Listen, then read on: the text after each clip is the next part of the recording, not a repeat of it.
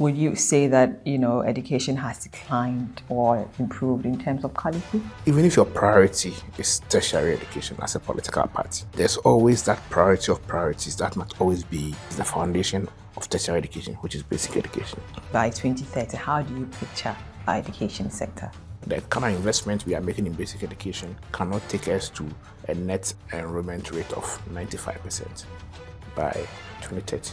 How again can we be efficient in doing that? If we are hard on spending efficiency, what will it take to actually build the confidence back in the system? If I were the minister, I would just subject myself to the CID for investigation.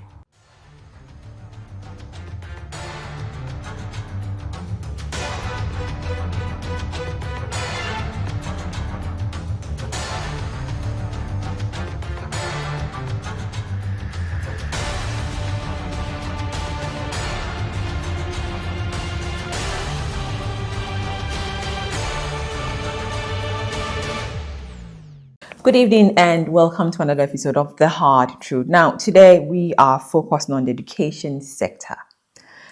Inclusive, equitable, and quality education is an important goal that many countries strive for, and that is why it is found expression in goal number 4 of the Sustainable Development Goals.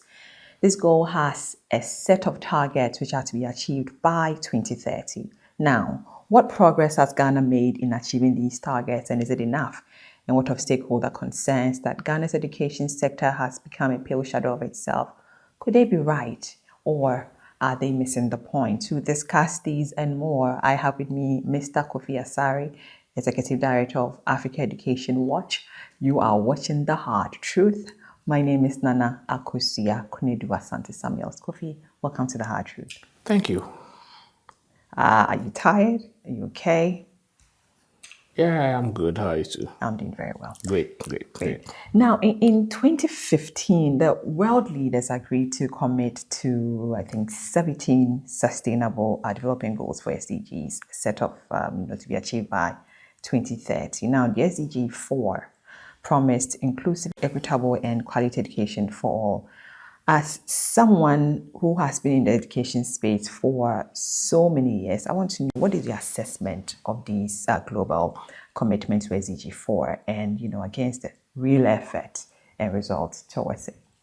Well, yes, of course, Ghana committed to the SDGs, and more particularly Goal 4, which seeks to ensure that all children of school-going age at the basic level and at the lower secondary level enroll and complete the full cycle of education with relevant learning outcomes.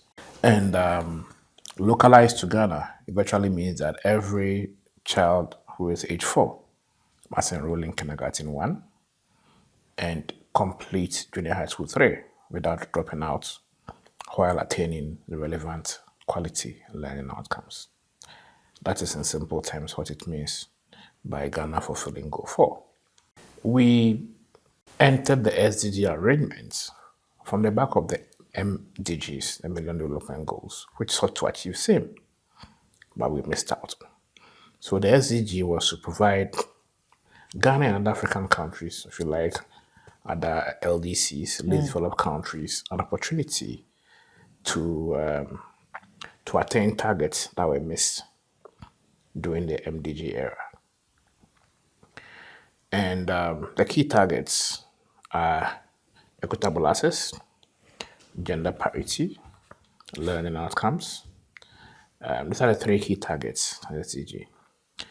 For gender parity, I must admit that at the end of the MDG, or at the inception of the SDGs, Ghana had already achieved gender parity, and we have consistently maintained gender parity at all levels of the education system, except the secondary education. So as we speak, 7.5 years or so, midway through the SDG journey, we have achieved gender parity, which is a gender parity index of 1 at the kindergarten, primary, and the junior high school level.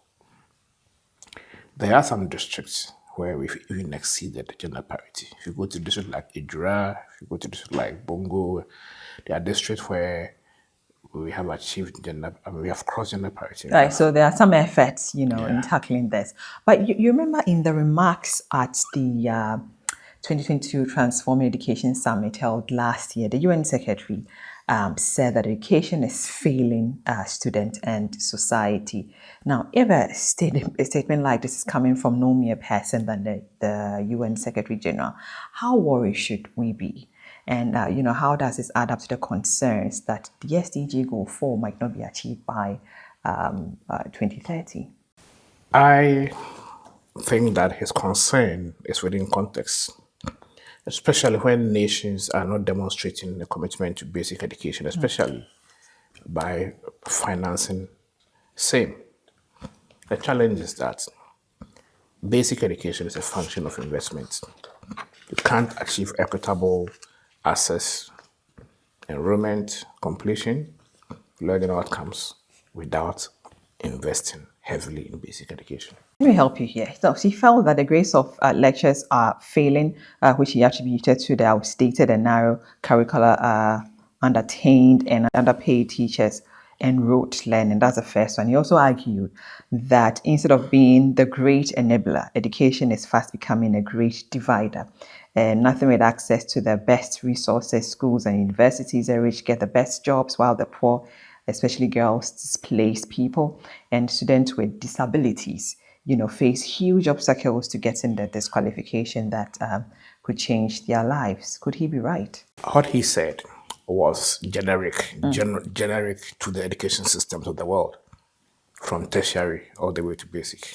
But underlying the challenges he mentioned, the challenge of quality teaching, the challenge of quality education resources, teaching and learning materials and resources, the challenge of equitable access, the challenge of inclusion, by ensuring that disabled children and able children are all able to access education equally. The challenge that geographical factors should not determine the quality of education available to a child, etc. All those he mentioned, all those factors that he mentioned are symptoms of poorly financed and supervised education systems. At the base of the challenges we are facing today, especially in lower middle income countries, is poor financing.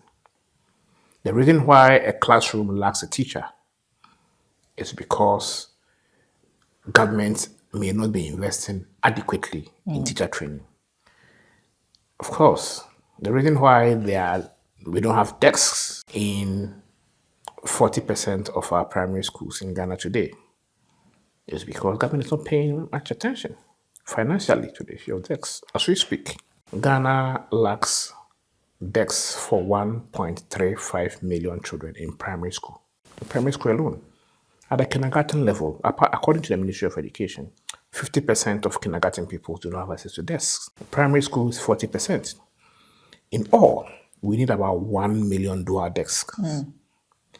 This cannot be surmounted without adequate funding. Or if you like, this situation has been created due to years and years of inadequate financing of education. I know that you are very much particular about the, financing. That's something you talk about a lot. But as a member of the UNESCO Ghana, I think we are supposed to spend about an average of about, 6% of our GDP to education, but we've been doing just about 3% to 4% of GDP. Now, can we bridge this financing gap in education, and how do we navigate everything? I mean, you're talking about updated structures and all that, so how do we navigate our road? We can only bridge the gap in education financing if we prioritize how we spend our public resources, both the tax CD and what we receive from development partners.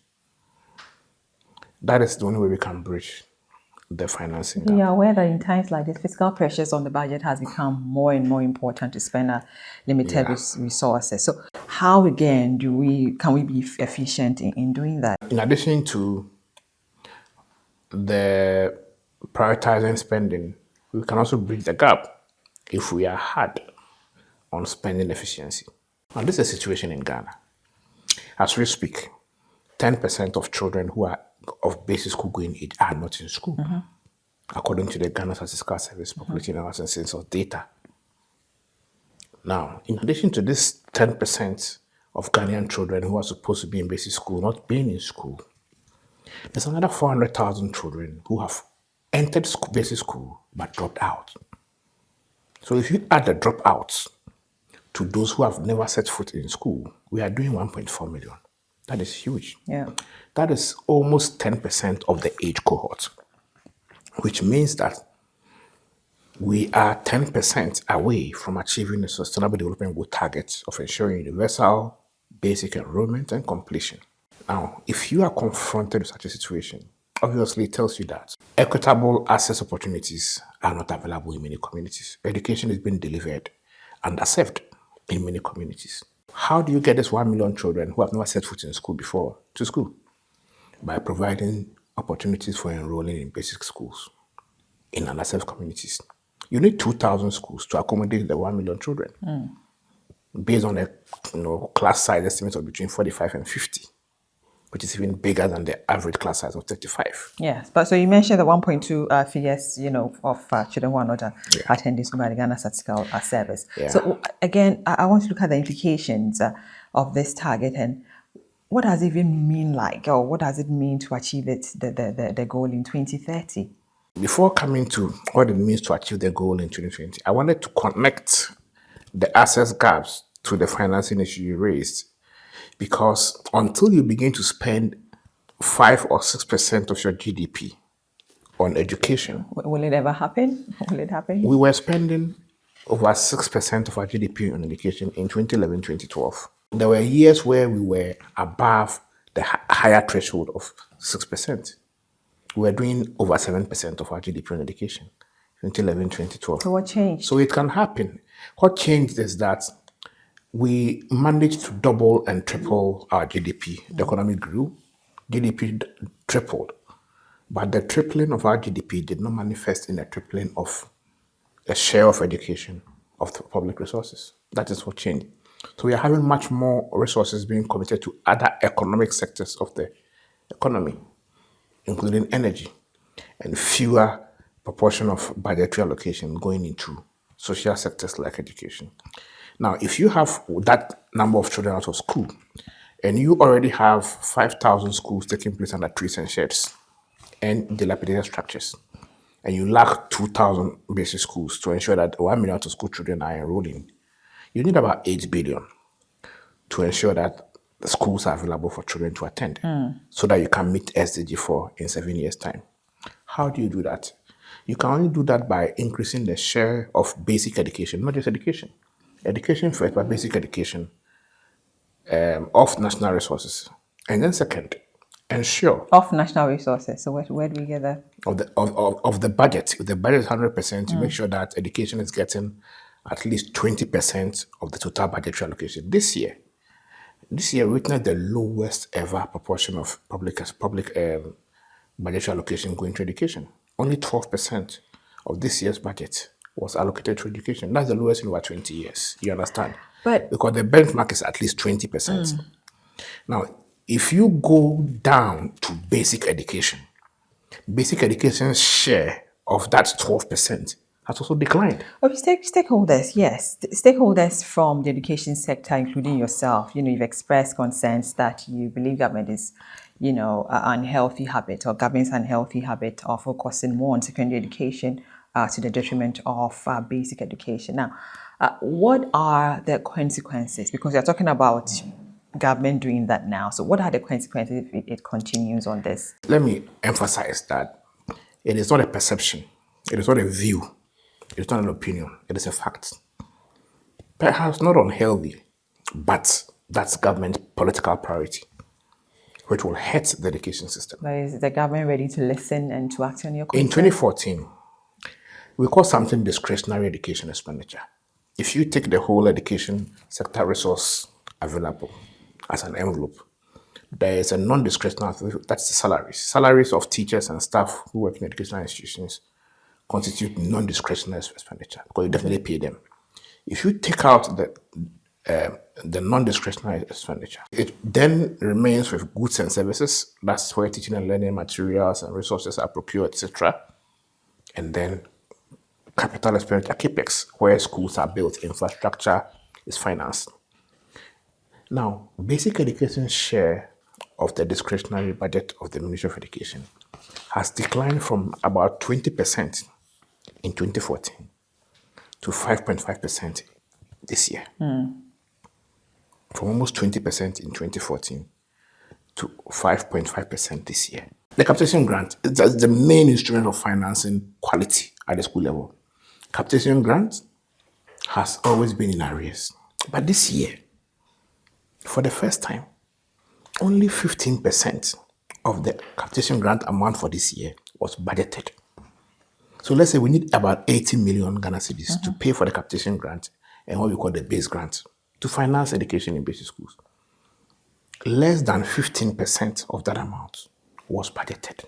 The basic education goods and services budget, from where capitation grants, feeding grants to special schools, etc., is financed, was cut by 40%. So from what you're saying, how do you react to argument by critics that the current administration has made a mess of our education system and also overall?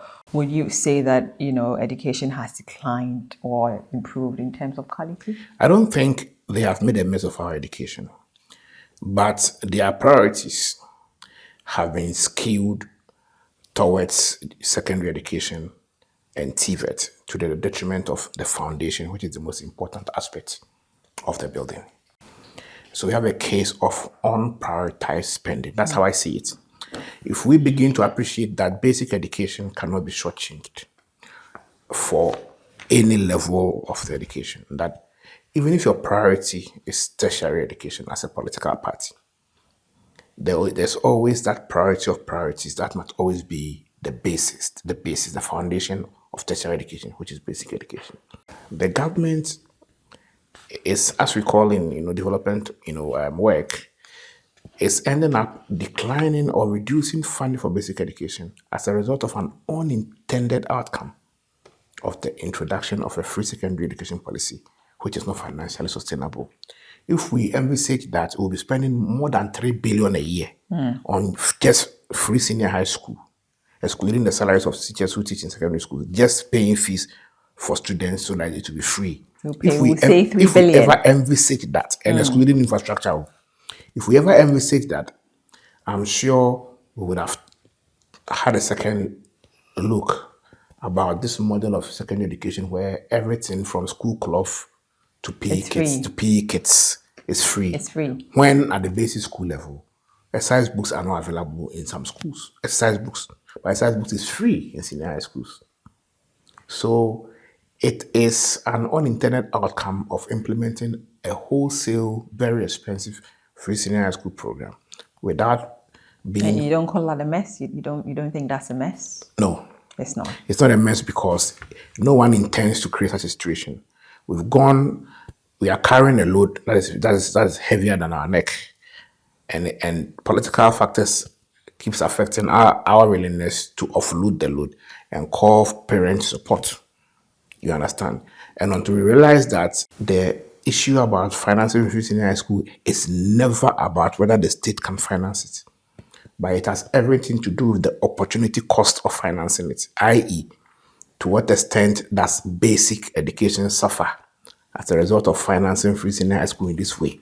Until we realize that, we will never get the equation right. So I think it's an issue of an unintended outcome of a new policy that wasn't well thought through in terms of its financial implications on the entire education sector. You're still watching The Hard Truth. We'll be right back to stay.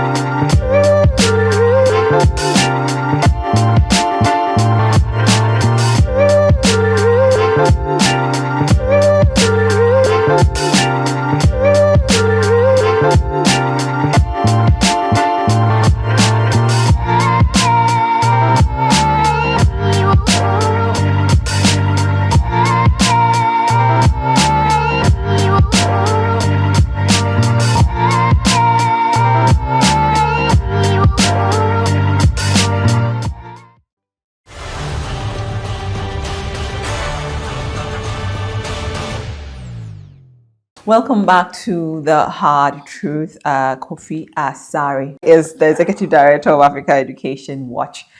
He's still here. Now, Kofi, the target of building and upgrading inclusive, and I want to talk about that for safe schools. Education infrastructure remains one of the key challenges in Ghana, and we still have children studying under, we mentioned that, under very deplorable structures in our rural areas. How has this reflected on the targets, and are you satisfied with the effort made to achieve this? I think we've had an age-old issue of limited education infrastructure. We started free compulsory universal basic education in 2005 with many schools not having fitting infrastructure. I dare say that one of the areas that we've performed poorly in the past 15, 16 years of implementing F-Cube has been in the area of education infrastructure, especially in the 75 deprived districts of this country. If you go to the northern region, the traditional northern region, 60% of primary schools do not have access to junior high schools. So you graduate from primary 6 and you drop out. 60%. And you know how communities are specially located there. Because of the distant, location of communities, it's difficult to commute from community A to B to go and continue junior high school.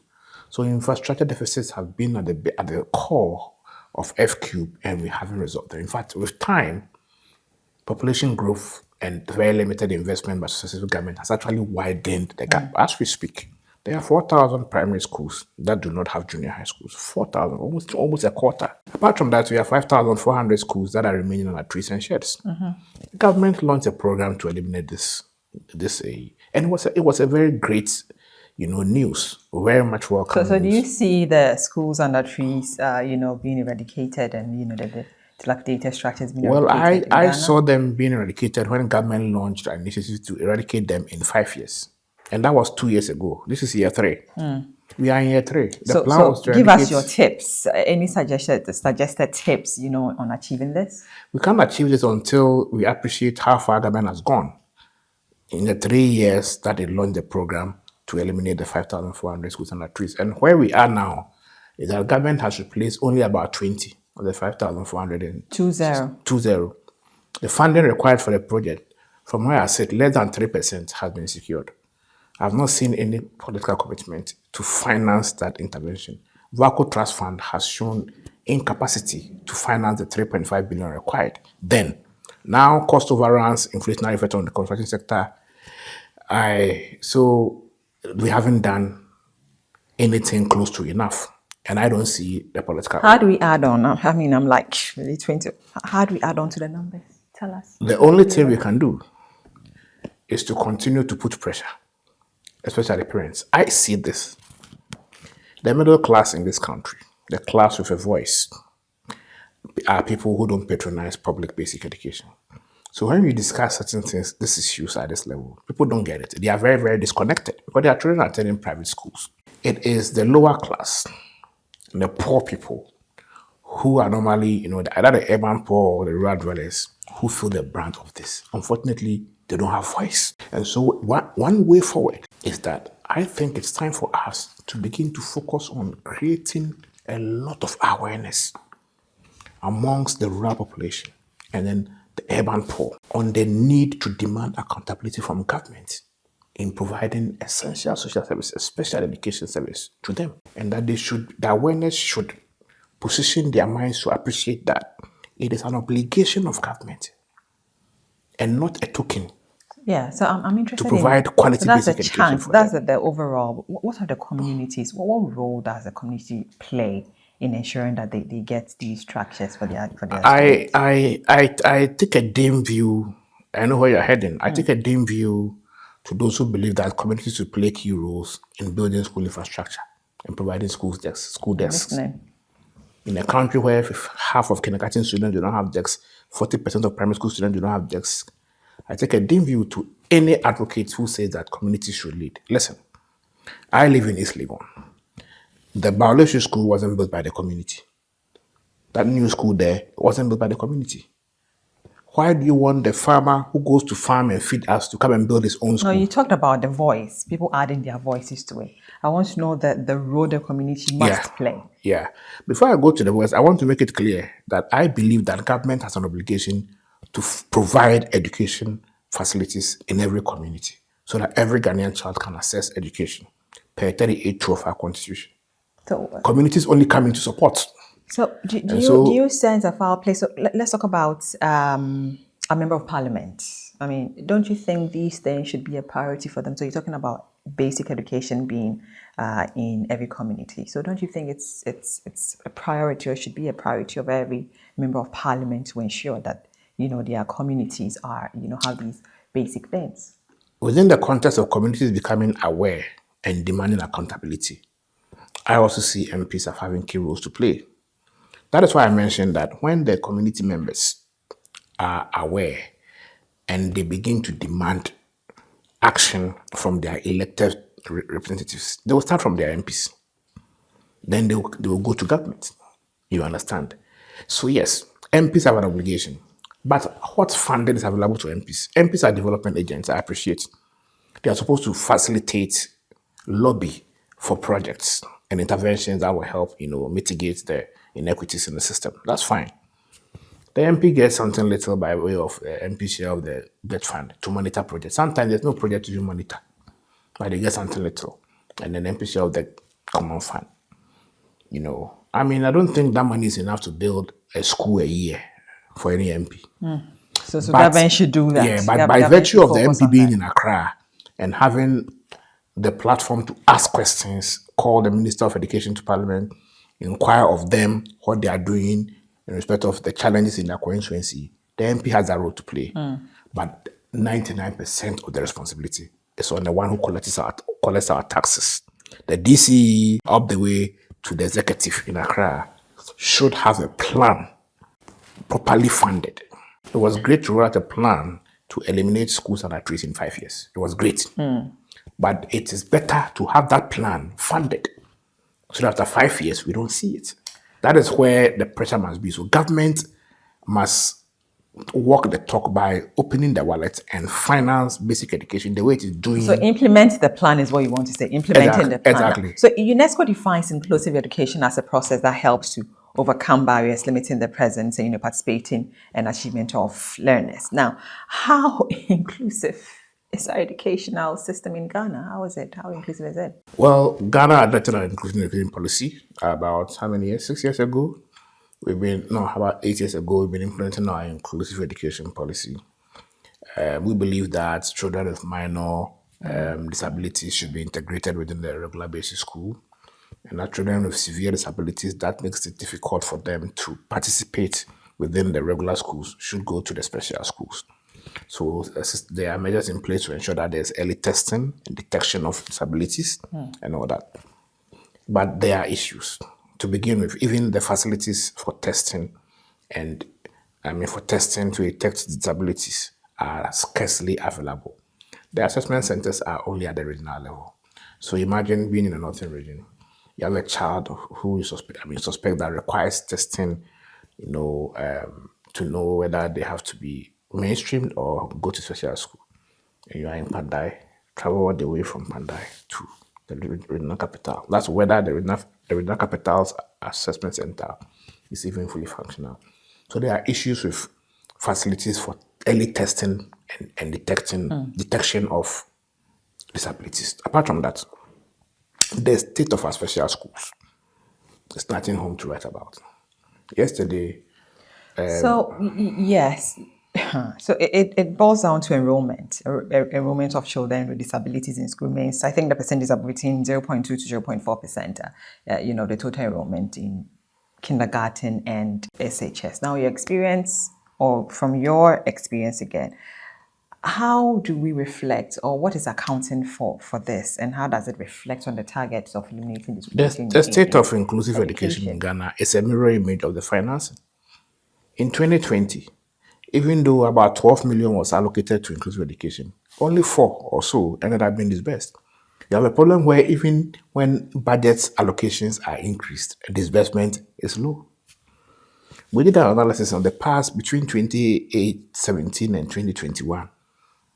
Okay, it was actually captured in the Auditor General's report that less than 60% of actual allocations to inclusive education ended up being disbursed. So you are underfunding inclusive education. If you underfund special schools, if you underfund inclusive education, it will be difficult for such schools to admit at optimum capacity. But Kofi, in 2020, if you recollect, you remember that 1,281 teachers were trained on how to manage and support, learners with special or specific learning disabilities. In addition, I think 179 offices were also made of, I think, partially sighted and blind teachers and teaching assistants and house mothers were also trained for that. So what kind, again, of impact are you expecting as an expert to intervene in to make this possible? Training instructors, teachers, We've trained them again. We've trained 1,000 and over 127. They added on to yes. So training and what's the retraining, issue? training and retraining teachers to teaching in special schools, etc., is good. It enhances the quality of their output. But if you want to expand equitable access, you have to build new schools. We are not expanding. We are not expanding our special schools. They are the same special schools. But the disabled community is increasing. Why? Because our population is increasing. Okay. Others put it that about 10% of Ghanaians are disabled, various forms of disability. So as population is increasing, you need to be increasing the number of schools available for disabled students to attend. We are not doing that. So investment in inclusive education has not reflected government's pronounced priorities.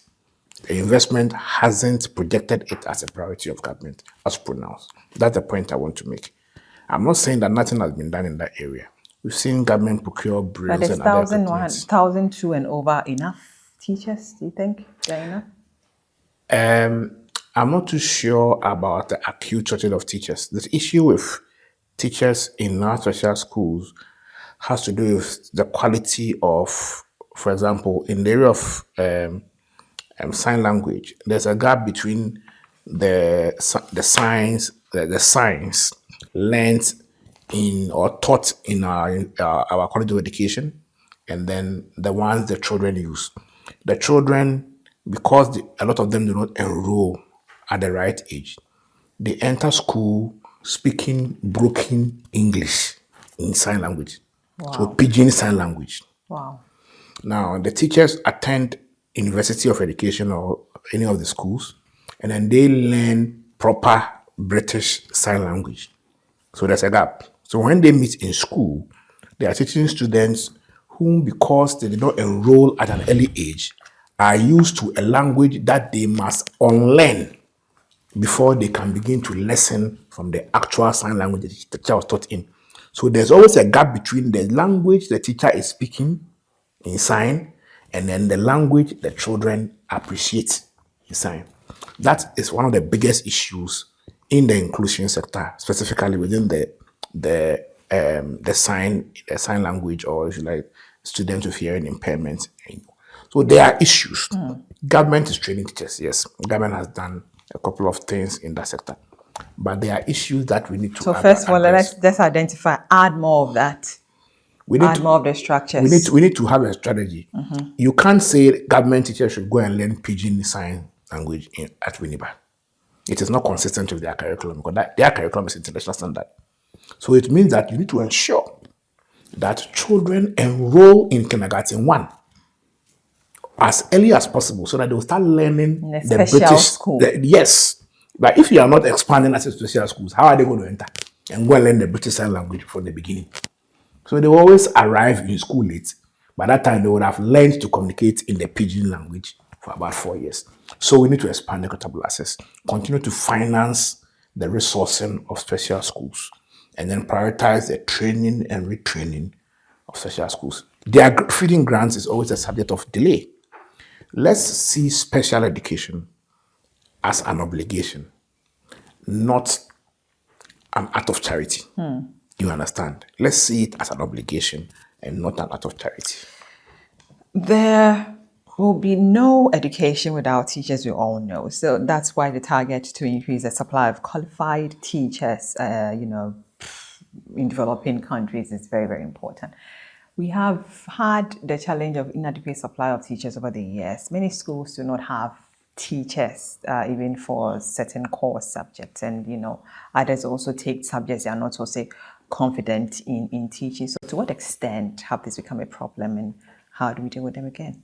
To the extent that in our last analysis, at the end of 2021, there were about 5,000 classrooms, not schools, classrooms, primary school classrooms without teachers. 5,000. Yeah. But the other side of the issue is that statistically, there is an oversupply of teachers. If you do that permutation, if you divide the number So we of have a lot students, of teachers, empty classes, so they're not in the classes, class. because a district like Adenta has only about 18 schools and over 300 teachers. Adenta has 3 times fewer schools than Zabzugu. Okay, Zabzugu has about 50 schools. Adenta has 18. So Adenta has 3 times fewer schools than Zabzugu. But the number of teachers in Adenta is almost the same as Zabzugu. So we have a problem of poor distribution of teachers. And that foundation has been there. So the foundation on which new teachers are being deployed from college is inequitable. It is pro-urban or pro-peri-urban. No one wants to go to the rural part of the country. But I'm confused. So you mentioned that we have plenty teachers. They are not in the classrooms. But again, your outfit also said... They are in classrooms where they are not needed. Okay, so your outfit also said that, the freeze on public sector employment to create 9,000 teacher vacancies at the basic school level this year. I want to juxtapose that with what you said. So so clarify that for me. That's an intelligent clarify question. That for me. Okay. So because the system for distributing teachers is inequitable, it means that more and more teachers will always find their way in urban areas and peri-urban areas. That's the system. So the only assurance of rural schools, I'm talking about deprived schools, receiving teachers is when they are newly posted from the college, because you are jobless. So wherever they throw you, you have to go. They should send them there. So the average teacher in the 75 deprived districts is normally between one who has taught for between 1 and then 3 years. By the 3rd year, they apply for transfer, they leave. So the assurance of a teacher in a school like Mrekukrum is newly posted teachers who will have to come and serve their mandatory 3 years there before they can be released.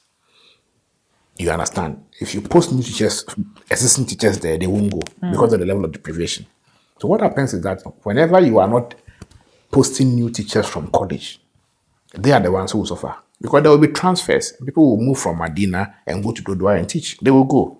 But when they have to move from Dodua to Agbekocheko, somewhere in the same district, but in the very, very deprived part, they won't go.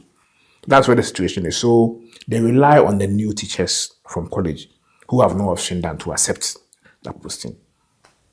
I'm thinking, so why will I be posted to a faraway place and there's ready accommodation, water, electricity? I mean, I would love to work. So don't you think that infrastructure also plays a key role in teachers refusing to go to places like that? In our review of the medium-term performance of Ghana's education sector, which we did with CDD, with support from the CDU, we recommended to government that we must begin to implement a purposive education framework. Ghana is the only country I know where a teacher who teaches in Mrekukrum earns the same salary as one who teaches in East Legon. It doesn't work like that.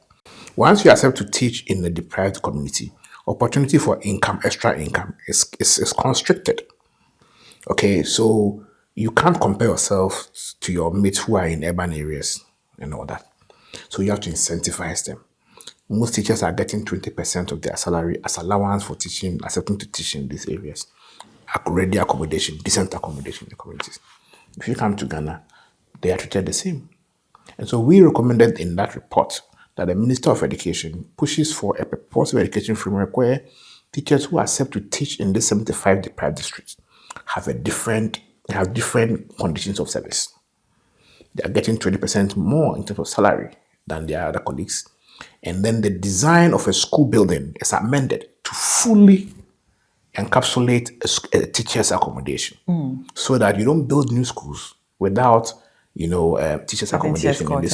communities. That's how you start, by creating the environment for teachers to accept to teach, irrespective of Where how they are distant posted to. But unfortunately, we are yet to hear anything about that from the ministry. But that's one way we can end this thing, so You're that still watching The Hard so that Truth. at least they will go and Please stay, teach. we'll be right back.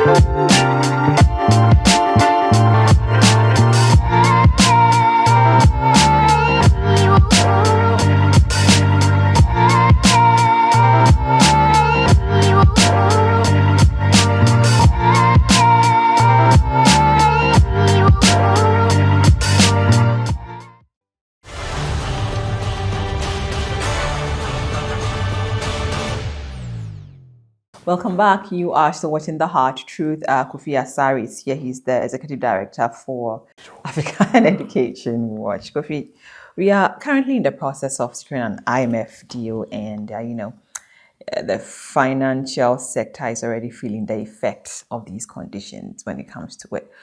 I want to find out again, what would this mean for the education sector in Ghana?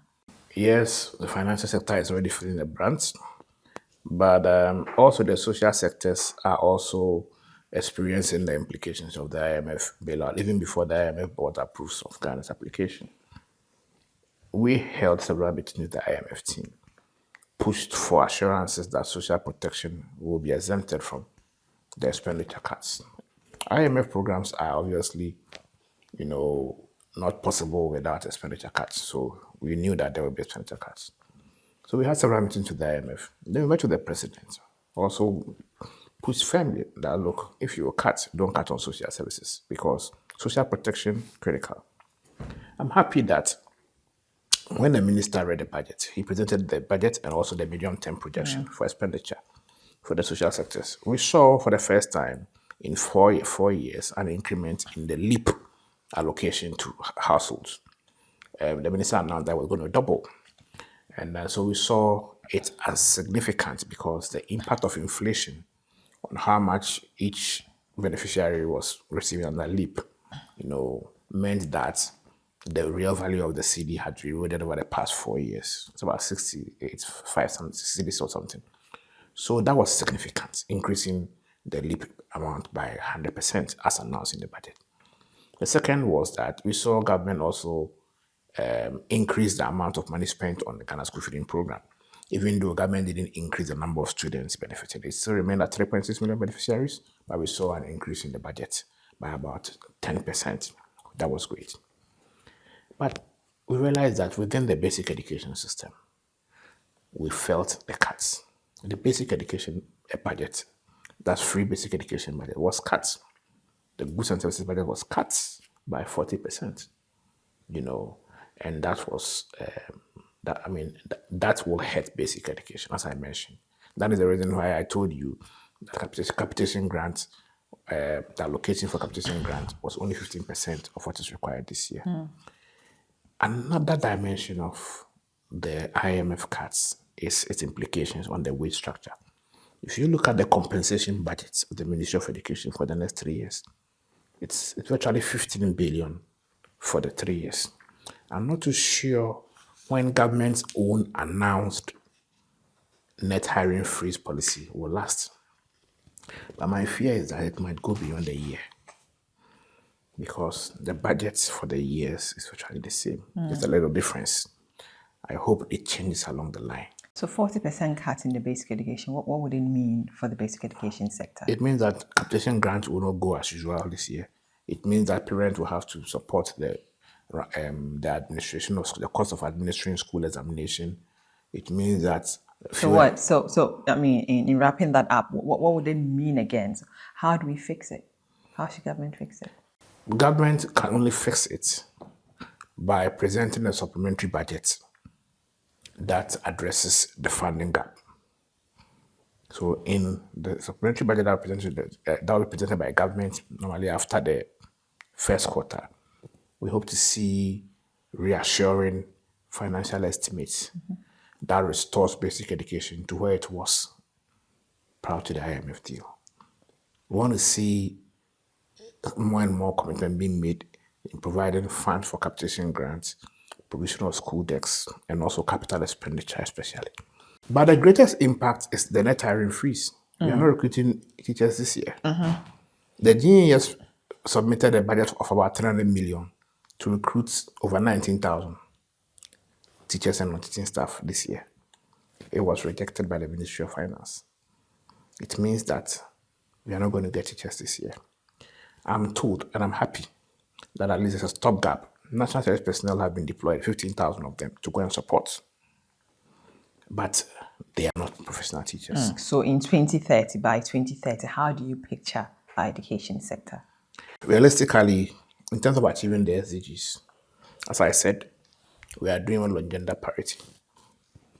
And I see us maintaining our gender parity at basic level.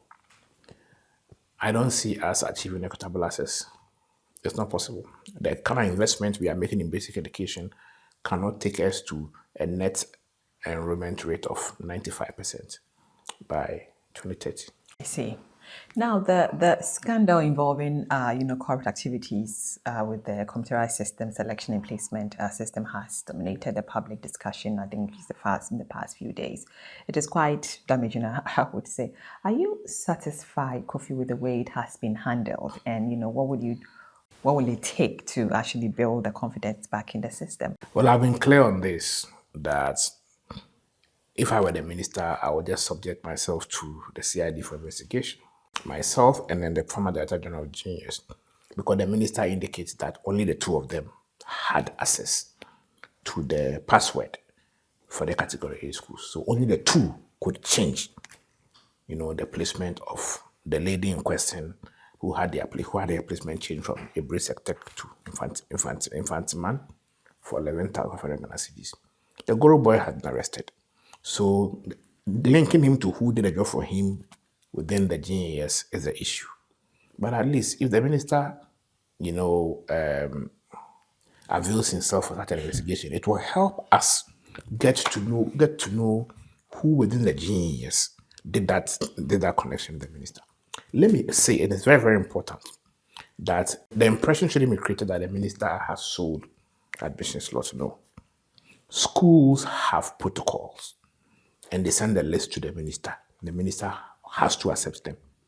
The minister cannot know in any way the circumstances under which those students got on the protocol list of the schools. It is not possible. You understand? So it is overly simplistic to assume that the minister has sold or taken money from someone and then no. So the minister has a key in ensuring that the right thing is done to exonerate him and then to enable us appreciate who the bad nuts are in the system so that we can flush them out. The African Education Watch, your outfit again made a request, an RTI request to the Education Service to assess the effectiveness and quality of CSSPS, but it was denied, I guess. You petitioned the ministry, but it was still denied. What reasons did they give you for the denial? No reason, and this is one of the fuels.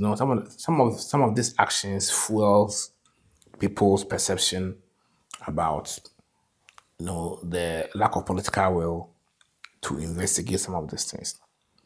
We only made a harmless RTI request for placement data to ascertain one thing: whether the 30% allocation to public junior high school candidates was being allocated to them in category A schools. That's all. So we requested for the index numbers, not names. Index numbers, the schools attended at junior high school, then the raw marks obtained, and then the schools placed in, just to run analysis. Because the 30% is meant for poor people who attend public schools. It's meant for their entry into category A Right. schools. So It's you an said you equitable won't measure. back down this So we time. want to know because if whether you they have- are actually enjoying what is meant for them. Yes, you've engaged the RTT. But the system is not ready to give. The Ministry of Education and JAS have not. So we are So now. has there been any progress in this engagement with, the commission? But yeah. So it's gotten to the board level. Yeah. So Will it even matter? Will it we matter? are hoping to hear for that from the RTI very soon. It was sent in June last year, and let me say that this activity was planned in 2021. So we didn't even imagine, or we didn't even envisage that there would be a scandal. We were just doing our normal policy analysis work, trying to review a policy and advise the ministry on the level of effectiveness and efficiency. That's all. So how do you intend to keep these engagements, without giving into coercion by the ministry on reasonable demands from GS? No, that is some of the challenges within our profession. Okay, we work with government. We demand accountability from government. At the same time, also, we lobby government to accept policy proposals. So that's one of the hazards of our work. But we always find common grounds to agree on some of these things. That is why when the GES refused to give to us the CSSPS data placement in category A schools, we wrote to the minister. The minister didn't respond. Then we wrote to the RTI. Then we are happy that this government is the same government that passed the RTI law. And the minister was an MP when the RTI law was being passed. So we are happy that we are using processes sanctioned by the minister and the president. We are building a democracy. I see. So I believe that at the end of the day, we will obtain that information and get an opportunity to review and ascertain the extent to which the public 30% allocation for public school candidates is being enjoyed by same in the category A schools. And if there's a need for even more, we will be the first to advocate. But we don't aim in any way to witch hunt anyone. I believe that if the computerized school placement system is going to work well, it will work well on the basis of transparency and not opacity. The minister, the education minister, how do you assess his performance so far? I think he's done, sufficiently well. There are issues that I would have wished that he would have addressed much differently in terms of the position basic education defines in terms of financing. I would have wished that he would have been a champion of basic education in terms of increasing financing for basic education. But again, you realize that there's a political system, there's a manifesto that prioritizes secondary education.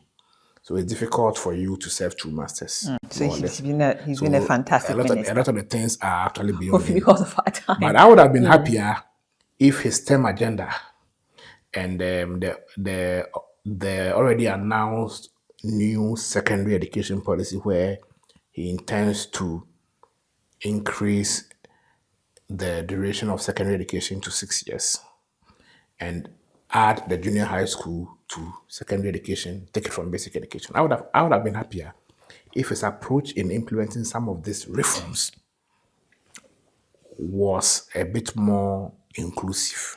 I see. Because many times we are only informed of decisions. We are used to But there are no stakeholder engagements. No. They only come and inform you when they call it engagement. So that's one thing I would have wished he did differently. Another is also about the STEM schools. We've seen beautiful STEM infrastructure being built in some parts of the country, bottom three girls. We've seen some of the STEM schools. But I would have been happier if a systematic approach to building these schools or rolling out this STEM agenda would have been adopted. For instance, even though we have these beautiful STEM schools, we still don't have STEM curriculum. We've run the STEM school for 1 year. We admitted students there last academic year. So the first batch of students will go to Form 2 very soon.